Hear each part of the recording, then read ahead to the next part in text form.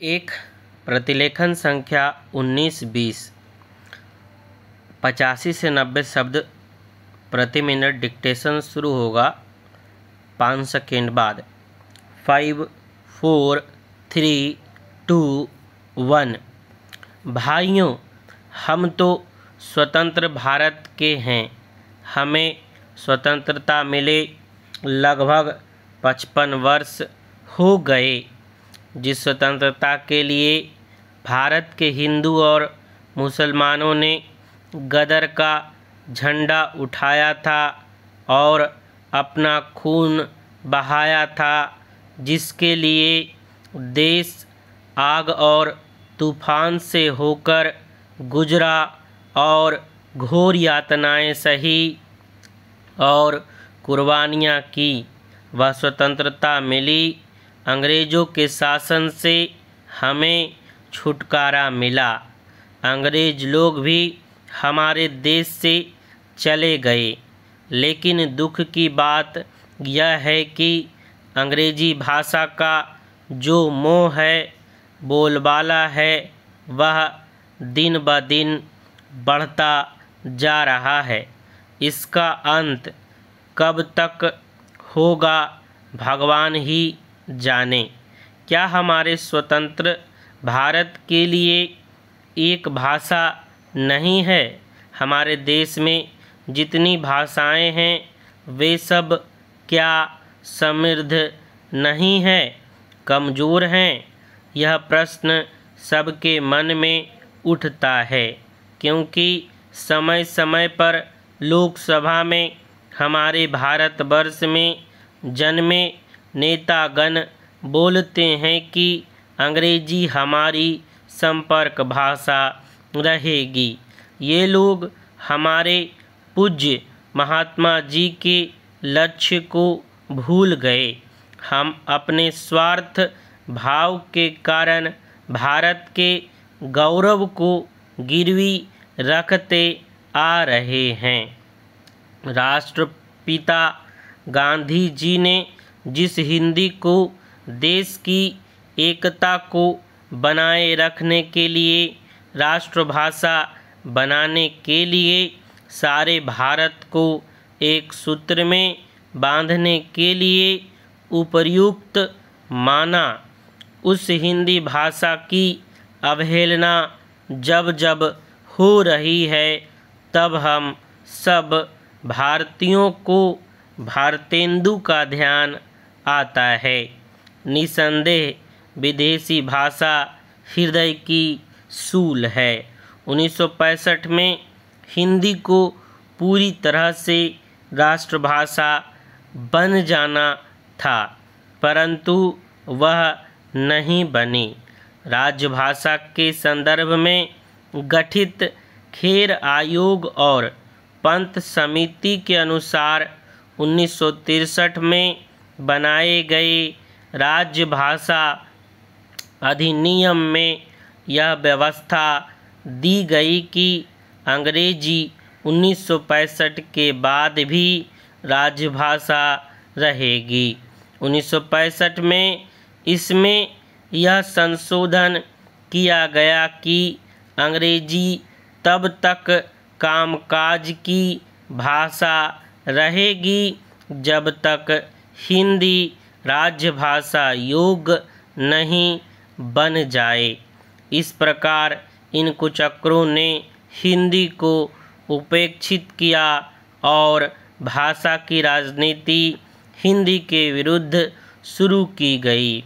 अब भारत में अधिकांश तथा सारा कामकाज अंग्रेजी में हो रहा है। भारत की सारी सोच अंग्रेजी में है। इसका अर्थ है कि कुछ अंग्रेजी प्रेमी भारत में राज्य कर रहे हैं। जनता कामकाज से अपरिचित है। वह चाहे तो भी राजकाज में भागीदारी नहीं कर सकती।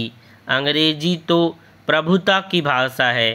शासन की राजरानी अंग्रेजी है। महोदय, ज्ञान या विज्ञान किसी भाषा पर निर्भर नहीं। चोट लगने से हर व्यक्ति को पीड़ा होती है, चाहे वह साक्षर हो या निरक्षर, या फिर वह अंग्रेजी भाषा जानता हो या रूसी। हंसना या रोना किसी भाषा में नहीं होता।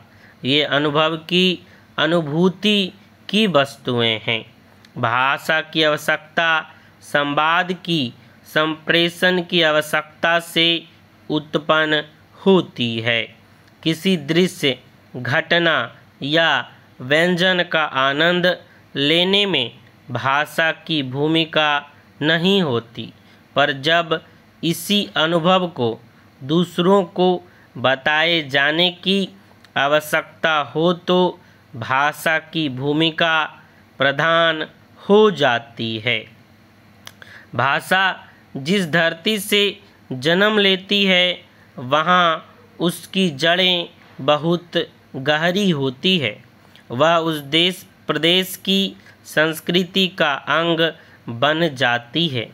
कुछ भी नया अभिनव ज्ञान विज्ञान धरती से जुड़ी इस भाषा के माध्यम से ही संप्रेषित किया जा सकता है। यह सर्वमान्य है।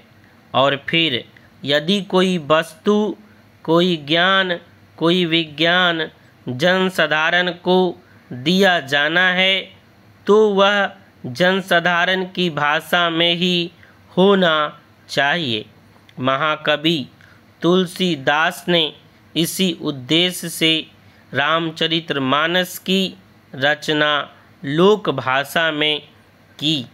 बुद्ध को ज्ञान प्राप्त हुआ, उससे संस्कृत भाषा के माध्यम से नहीं, तत्कालीन जनसाधारण की भाषा पाली के माध्यम से लोगों तक पहुंचाया, ताकि अधिकाधिक लोगों तक इसका लाभ पहुँचे।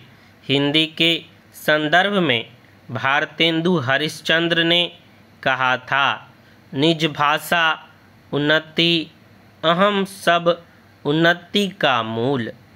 हिंदी हमारे देश की जनसाधारण की भाषा है, जो यहीं जन्मी, यहीं पनपी।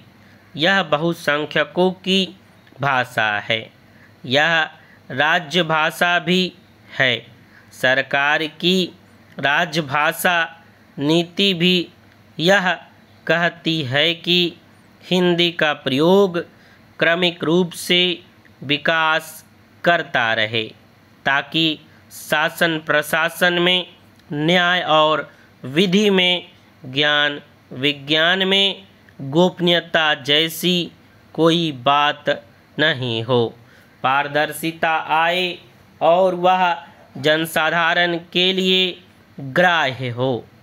प्रौद्योगिकी शिक्षण के क्षेत्र में देश का अग्रणी संस्थान होने के नाते हम पर यह दायित्व है कि हम प्रौद्योगिकी के विस्तार को, ज्ञान विज्ञान को जनसाधारण तक जनभाषा में ही पहुँचाएं और साथ ही सरकार की राजभाषा नीति के कार्यान्वयन में भी योगदान करें।